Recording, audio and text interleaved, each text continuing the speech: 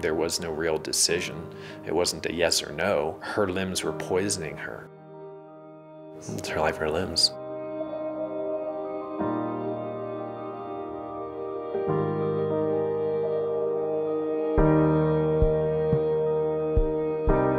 This was about 4 o'clock in the morning on the 31st. So that's when I went upstairs and I more or less carried her downstairs and into the car, and we headed off to the emergency room. They came back and said, we see something in her blood work. We think that we're going to admit her so that we can do further testing. We were on a 5-minute to 5-minute watch that first night. And then I remember very vividly that she was on an automatic machine that was taking her pulse and her blood pressure, and it started beeping a lot, loudly. The next thing you knew, 15 people rushed into the room, and that's when we knew there was something different going on. My first memory was looking up at Mike, my husband, and I noticed at that time he was wearing a necklace. And Mike isn't the kind of man who wears necklaces. So I thought, why in the world are you wearing a necklace, and when did this happen? I came to find out that it was my wedding ring that he was wearing.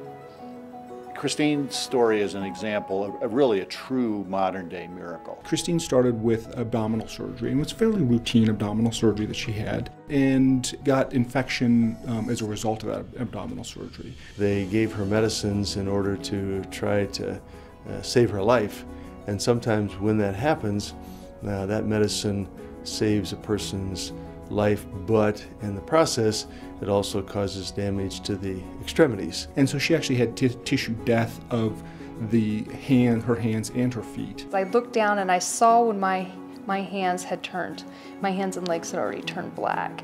I don't think anybody knew that I had seen that, but because I was on medication, I looked at it and I thought it was, oh, a matter of fact, oh, look at that, my hands and feet are black. Oh, I think I'll go to sleep now.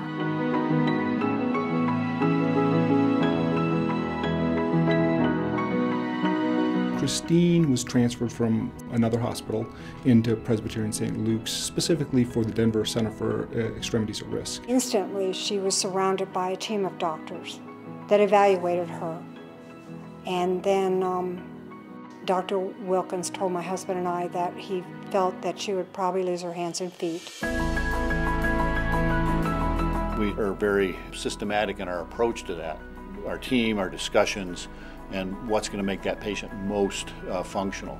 It's not only a surgical issue, but it's a prosthetic issue. And we want to make that patient whole, essentially, even though they've lost their limbs. And that's a big part of what we do. They were very, very concerned about her right leg and that they may not be able to save the knee. I have to say, I cried and kind of begged a little bit. And Dr. Hines said to Dr. Schnur, well, we can go out of the box. Let's go out of the box and see what we can do. And they did. I just thank God they were there. The experience that they have, Chris is extremely functional today because of them.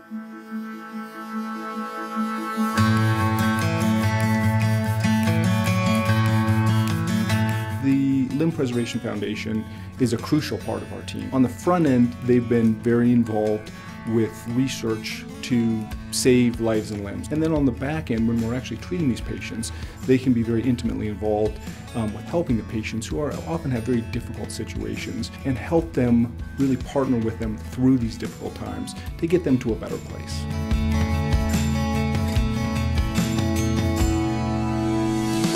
The reason we're successful is that we have this group and this community of organizations and people.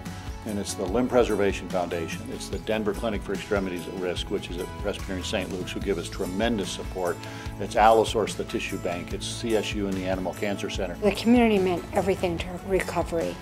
The doctors, the nurses, the foundation, the friends, the family, total strangers who came in, who had prosthetics themselves, and came in and talked to her and told her, do not worry. There is an incredible life out there. She was in the hospital for 30 weeks, 7 months to the day. She was with somebody every waking minute. They're still there afterwards, following up how I'm doing, and it's made the world of difference. And even if the patient says they don't need you, they do.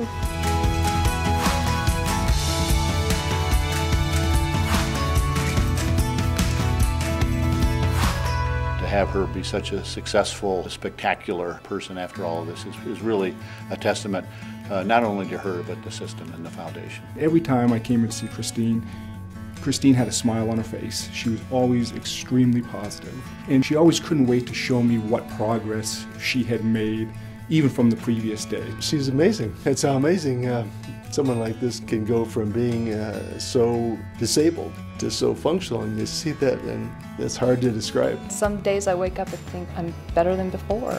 I knew when she became this ill that regardless of the physical consequences, she would come out on top. You're just going through it minute by minute, hour by hour, and not being able to see what the future is.